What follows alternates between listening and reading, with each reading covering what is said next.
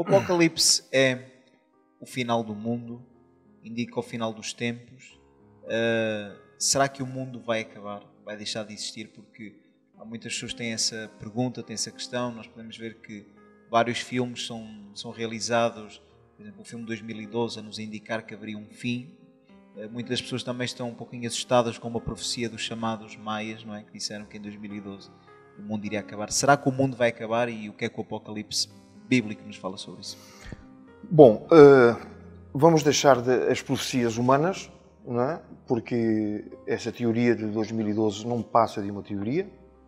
Embora eu conheço essa teoria de 2012 e há coisas que impressionam, como é que os maias sabiam tantos pormenores acerca do mundo que nós hoje precisamos de alta tecnologia para saber, e eles já sabiam há tanto tempo atrás. Mas a profecia bíblica, que é o que nós estamos falando hoje aqui, nos diz que o Apocalipse fala sim do fim do mundo. O mundo como nós o conhecemos, ele vai terminar. No final do livro do Apocalipse, a Bíblia diz que Deus vai criar novos céus e nova terra.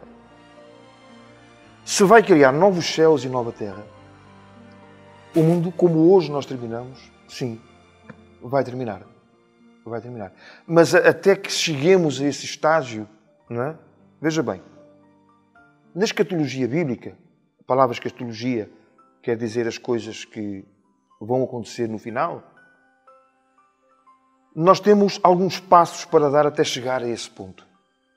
O próximo passo, e que nós estamos a aguardar com toda a ansiedade, é o arrebatamento da Igreja. O arrebatamento da Igreja é o próximo passo na profecia bíblica. Isso sim vai mudar o mundo também. Não é? E a Bíblia,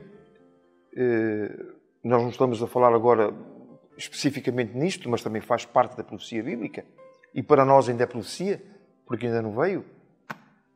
Então, é uma coisa que vai espantar o mundo. Não é? E por causa dessa teoria de 2012, não é? Há crentes que creem que o mundo não acaba, mas que vai acontecer alguma coisa que vai mudar o mundo de uma maneira qualquer. Não é? Que bom seria o arrebatamento. Que bom seria o arrebatamento. Não é? Porque o arrebatamento, segundo a Bíblia, ele vai pasmar o mundo. A gente pode só imaginar o que seria, não é? Como vai ser. Milhões de pessoas a desaparecerem, não é? Num abrir e fechar de olhos, segundo a expressão bíblica, não é? Nós sabemos que há crentes que são pilotos de aviões, eles vão desaparecer, não é? Motoristas de carro, não é? A gente só pode imaginar o caos que vai haver no mundo, não é? Mas este é o próximo passo. Quando se der o arrebatamento da Igreja, veja bem, o arrebatamento da Igreja não é a segunda vinda de Cristo. Muita gente confunde. A segunda vinda de Cristo, nós podemos falar da segunda vinda de Cristo em dois estágios. Não é? No arrebatamento, ele vem para os seus, ele vem para a Igreja. Não é? Ele ficará nas nuvens. Não é? E a Igreja subirá ao encontro dele. Os mortos ressuscitarão primeiro, segundo a Bíblia, não é? E vão estar sempre com o Senhor. Na segunda vinda, não. Todo o olho verá. Todo o olho verá. Então, ele virá já com os santos o acompanhando. Não é? Então, próximo passo, arrebatamento. Quando se der o arrebatamento, dá-se início à grande tribulação, que é a maioria do livro do Apocalipse.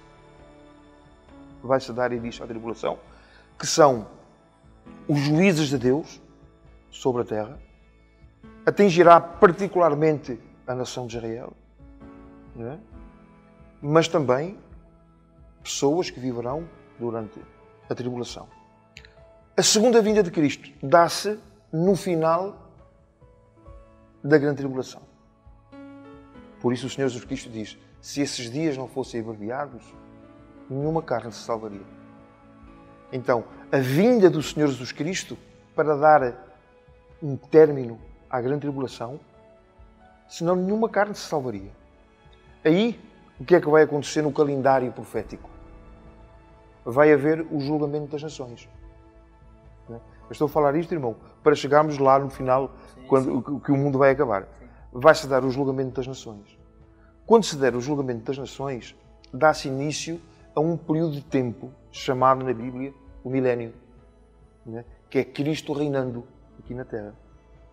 Pois bem, no princípio do milénio, a Bíblia diz que Satanás será amarrado em prisões e fica ali durante 1000 anos, que é o tempo que durará o reinado de Cristo. No final dos 1000 anos, a Bíblia diz que Satanás é solto. E vejam bem, enganará de novo as nações. Não é? Mais ainda, irmão, para que a gente entenda a maldade do coração humano, mesmo durante o tempo em que Satanás está amarrado, há pecado na Terra.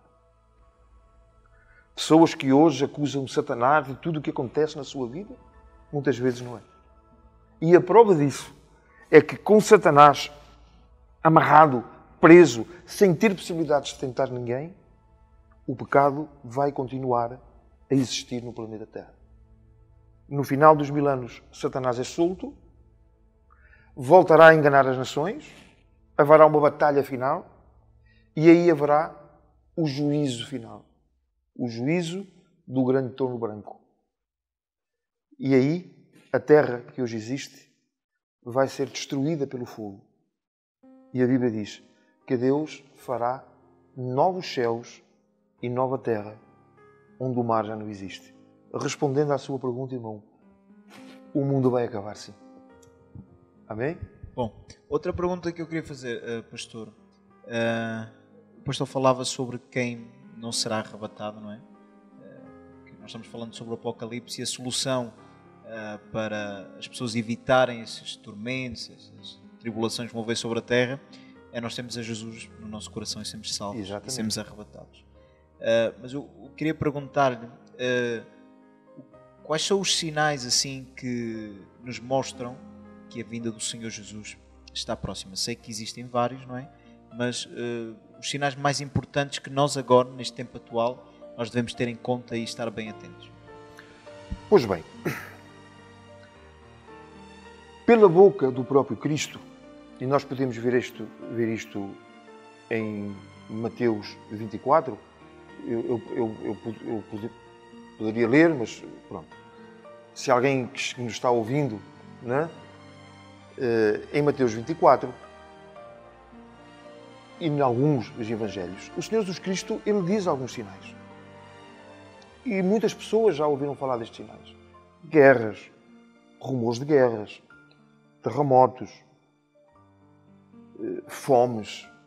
Né? Mas muitas vezes, quando nós falamos do Apocalipse, alguém nos diz, mas isso sempre existiu. Sempre existiram terremotos, sempre existiram guerras, sempre existiram rumores de guerras. Não é? Porquê é que agora é diferente? Porquê é que agora nós estamos vivendo num tempo em que toda a gente diz que Jesus Cristo está voltando, se os sinais sempre existiram? Há um que nunca existiu. E o mais importante sinal profético para os últimos tempos é a criação do Estado de Israel.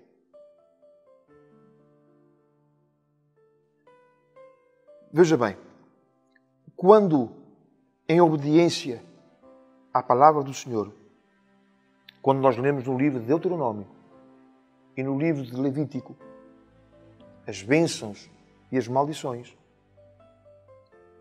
ali há uma profecia para o povo de Israel espalhada pelo tempo. E ali o Senhor diz, se fores fiel à minha palavra, se andares nos meus caminhos, então tu vais ser muito abençoado na terra. Não é? Vai-te acontecer isto e tal. As pessoas que querem, que estejam interessadas, não é, em ler depois isto, não é? Levítico no capítulo 27, não é? E nós poderíamos ler, mas é uma passagem muito longa, não é? Mas o importante é que há bênção para a obediência e maldição para a desobediência. Não é? Então, as bênçãos que acompanharão o povo na obediência, o mesmo Deus também promete maldição para aqueles que desobedecem. Infelizmente, nós sabemos pela história, porque nós olhamos para trás, para a história, e a gente vê que o povo de Israel desobedeceu. E uma das coisas mais terríveis das maldições para a desobediência é que, a certa altura, o Senhor dizia: se ainda assim perseverares em desobedecer, em não andares nos meus caminhos, eu mandarei no meio de vós uma fome tamanha que as mães comerão os seus próprios filhos. E isto teve o seu cumprimento literal durante o reinado de Acabe. Naquele tempo, Acabe, ou a mulher de Acabe, Jezabel, tem um papel na profecia bíblica. Nós podemos falar, quando estivermos falando acerca das igrejas, não é? Então, houve ali momentos terríveis na história do povo judeu. Não é? E Deus diz que uma das maldições era espalhar o povo por toda a terra. Sereis espalhados por todas as nações. Quando chegar a noite, vocês terão desejo de ver a luz do dia. Quando vocês virem a luz do dia, uma simples folha vos causará temor. E a gente vê na história do povo de Israel tudo isto acontecendo. Culminando no Holocausto. Mas Deus, na sua misericórdia e no seu cuidado que Ele tem pelo seu povo escolhido, Ele também diz não somente que espalhará, mas que voltará a reunir o povo na terra por onde Ele os espalhou. Então, a profecia diz que o Senhor voltará a trazer. Não é? Há uma expressão no livro do profeta Isaías que diz assim: poderá nascer uma nação num só dia? Não é?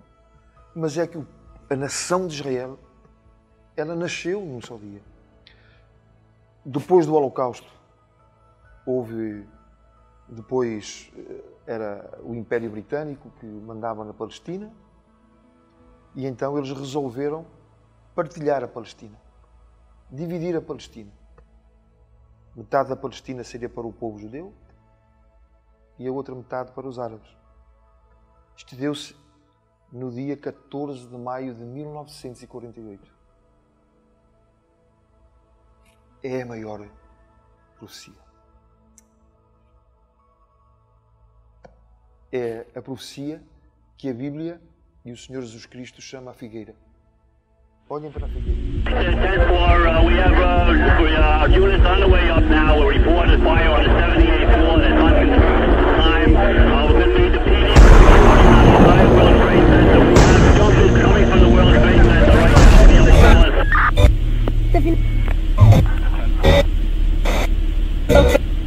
Ladder 110 to Manhattan. We're on your frequency now.